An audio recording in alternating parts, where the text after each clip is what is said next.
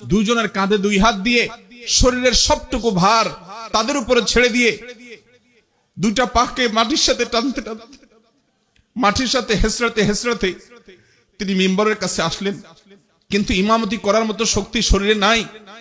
তিনি ইশারা দিলেন, মুরু আবু বকর ইউসাল্লি বিন নাস, তোমরা আবু বকরকে বলো ইমামতি করে যেন নামাজ পড়ায়। নবীজির সে শক্তি ছিল না। অথচ ভাইরা, মাসআলা আমরা সবাই জানি, এরকম অসুস্থ যদি কেউ হয় তার জন্য মসজিদে আসা কি জরুরি?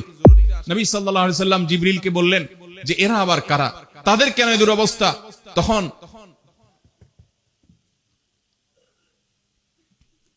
তখন জিবরিল বললেন, হে আল্লাহর রাসূল, এরা হলো সেই হতভাগা যারা দুনিয়াতে মানুষকে নসিহত করত কিন্তু নিজেরা আমল করত না, যারা মানুষকে অনেক ভালো ভালো কথা বলতো কিন্তু সে ভালো কথার উপর আমল করত না। যেই মসজিদে আকসার চতুর্পাশে আল্লাহ তাআলা বরকত দিয়ে রেখেছেন, আল্লাহ কিছু কুদরত দেখাতে চেয়েছেন, সেজন্য তিনি সেখানে নিয়ে গেছেন। সেখানে জিবরিলের সাথে যাওয়ার পর দেখলেন যে সমস্ত নবীগণ, সমস্ত রাসূলগণ, তারা কেউ রুকুতে আছেন, কেউ সিজদায় আছেন, তারা তো দুনিয়া থেকে চলে গেছেন। আল্লাহ রাব্বুল আলামিন তাদের রূহকে মসজিদে আকসায় পাঠিয়েছেন। কিভাবে, কোন উপায়ে তাদেরকে তিনি রেখেছেন, তার একমাত্র ইলম আল্লাহ তাআলা ভালো জানেন। শুধু হাদিসের বর্ণনা থেকে আমরা এটুকু জানি যে বিভিন্ন নবীকে, বিভিন্ন রাসূলকে আমাদের নবী সাল্লাল্লাহু আলাইহি সাল্লাম মসজিদে আকসা দেখেছেন, কেউ রুকুতে, কেউ সিজদায়, কেউ দাঁড়িয়ে আল্লাহ ইবাদত বন্দেগী করছে। এরপর একটা পর্যায়ে আজান হলো এবং সবাই সারিবদ্ধভাবে দাঁড়িয়ে অপেক্ষা করছেন জামাতে সালাত আদায় হবে। ইমামতি কে করবে? যে ব্যক্তি ইমামতি করবে সে সবচেয়ে শ্রেষ্ঠ, যে সবচাইতে জ্ঞানী, যে সবচাইতে বেশি কেরাত জানেন, ইলম রাখেন, সেই ব্যক্তি ইমামতি করবে।